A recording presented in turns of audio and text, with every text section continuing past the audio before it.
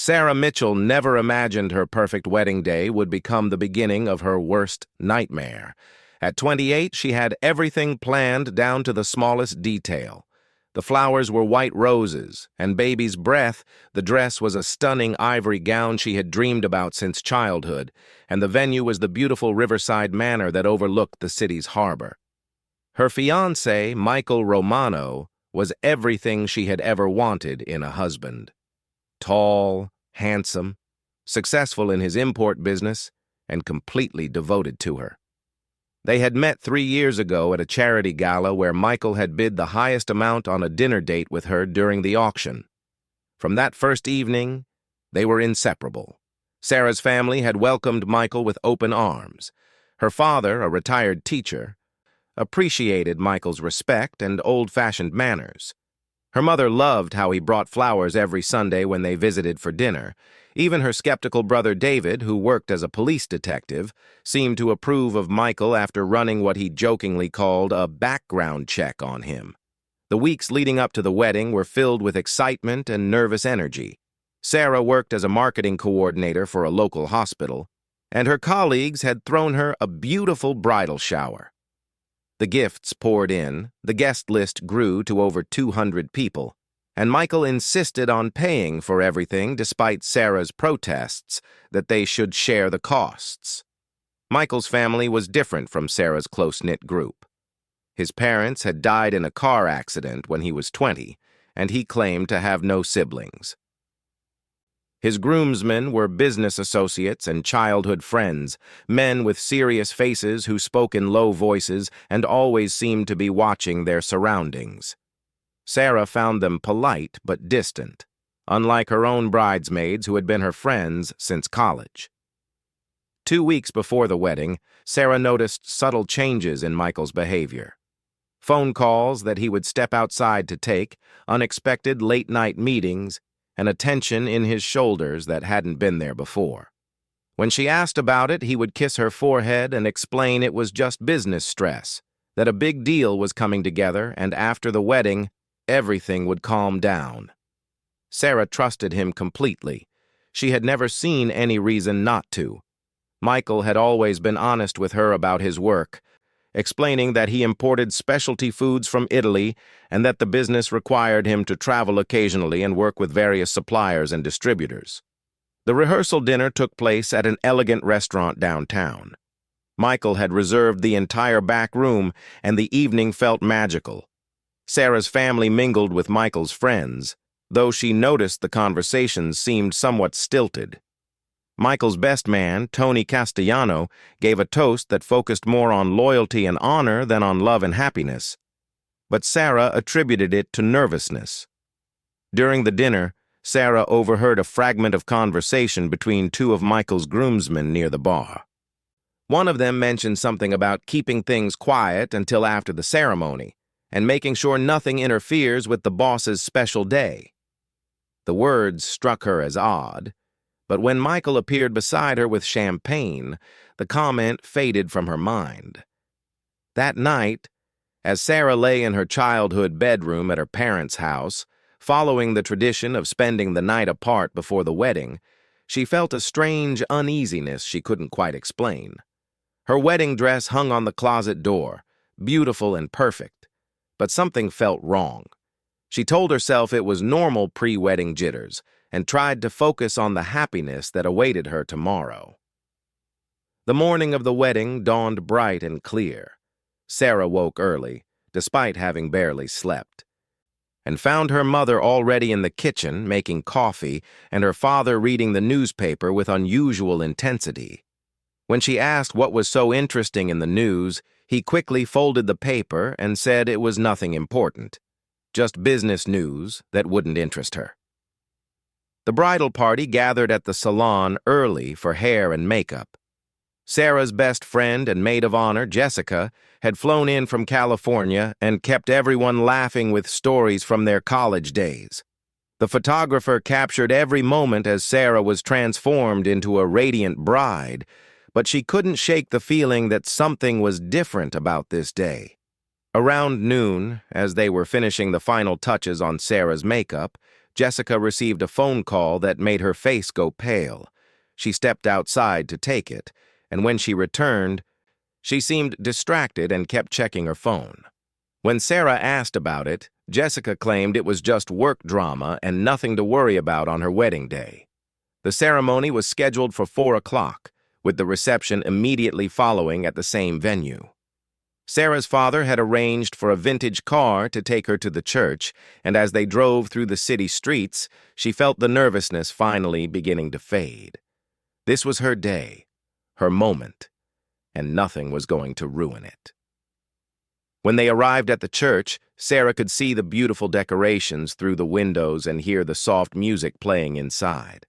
Guests were filing into the building, many of them pausing to admire the flower arrangements that had cost Michael a small fortune.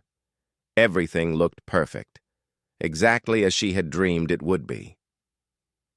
But as Sarah sat in the bridal room, making final adjustments to her veil and taking deep breaths to calm her nerves, she had no idea that across town, a team of federal agents was preparing to execute a series of arrest warrants that would change her life forever. The church bells began to chime at exactly 4 o'clock as Sarah took her father's arm and prepared to walk down the aisle. The organ music swelled, and the congregation rose to their feet. Sarah felt her heart racing with joy as she saw Michael standing at the altar, handsome in his black tuxedo, smiling at her with love in his eyes. They had taken only a few steps down the aisle when the heavy wooden doors at the back of the church burst open with a tremendous crash. Instead of late-arriving wedding guests, a team of FBI agents in dark suits stormed into the sanctuary, their badges visible and weapons drawn. The music stopped abruptly, and gasps echoed throughout the church. Sarah's father instinctively stepped in front of her as the lead agent shouted, "Federal Bureau of Investigation! Nobody move!" The congregation erupted in confusion and fear, with several guests screaming and others diving behind pews. Sarah stood frozen in disbelief, her beautiful bouquet trembling in her hands.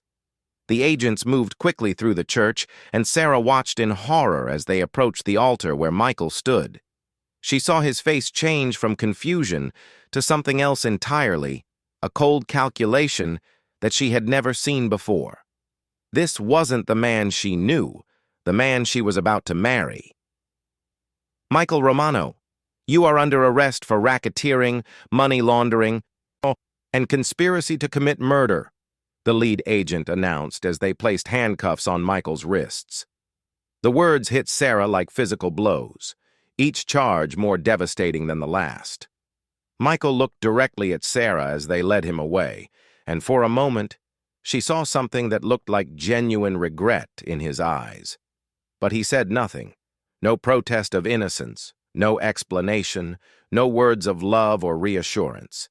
He simply let them take him, and in that silence, Sarah's world collapsed completely. The church descended into chaos as more agents moved through the congregation, arresting several of Michael's groomsmen.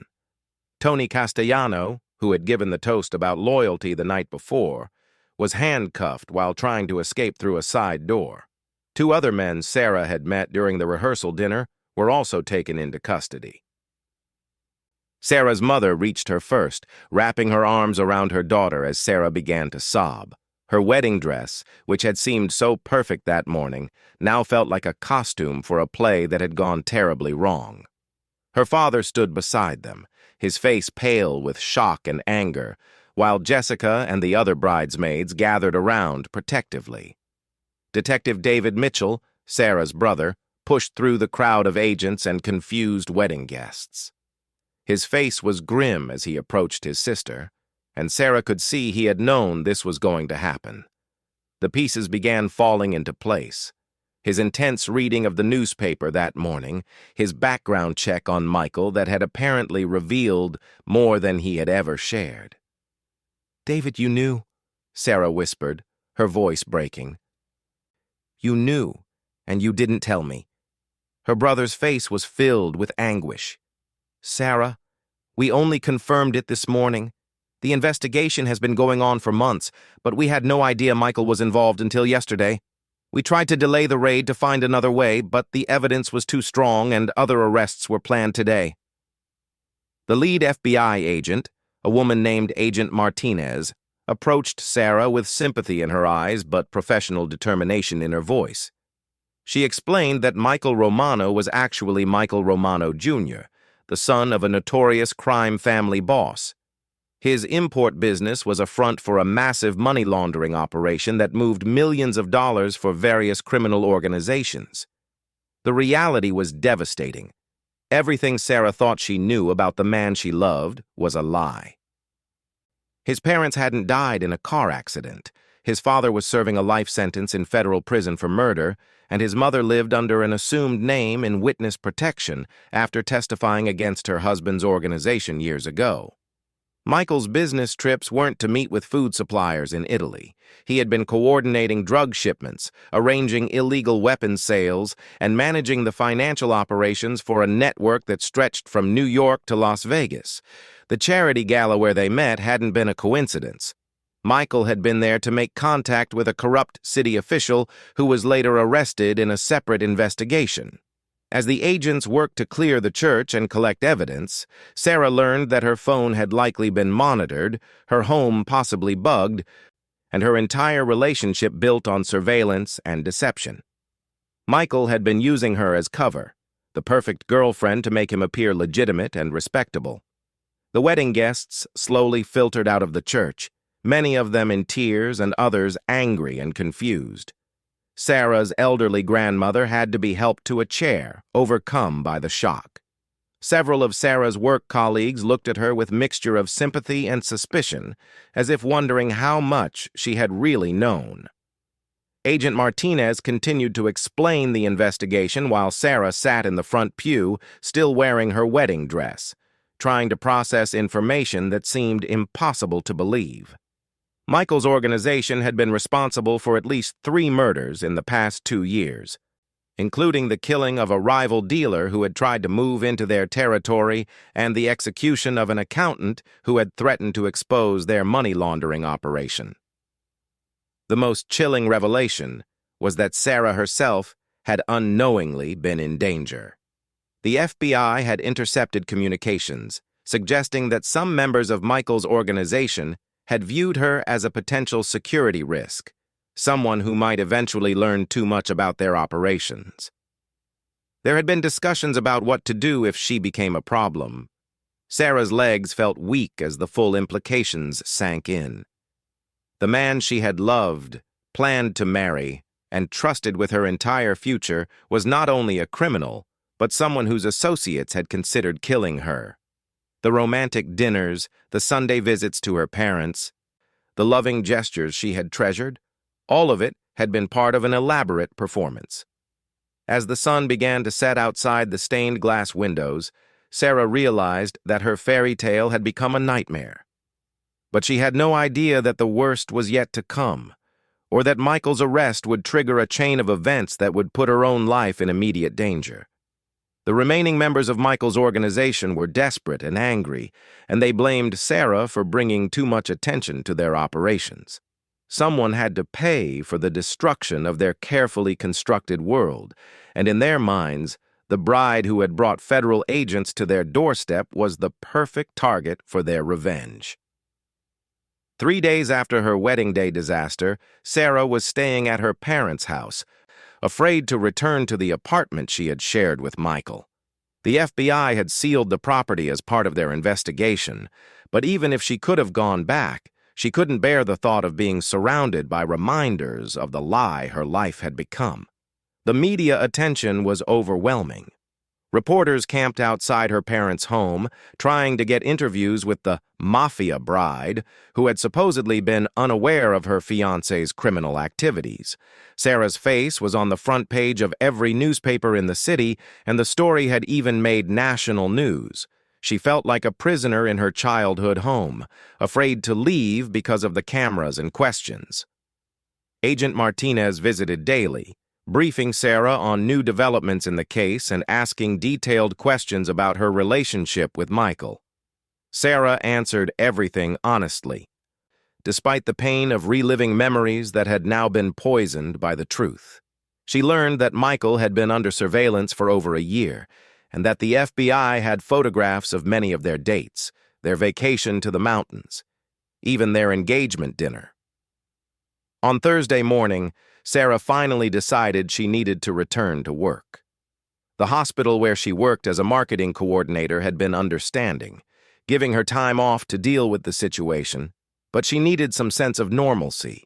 Her supervisor assured her that her job was secure and that her colleagues would support her through this difficult time.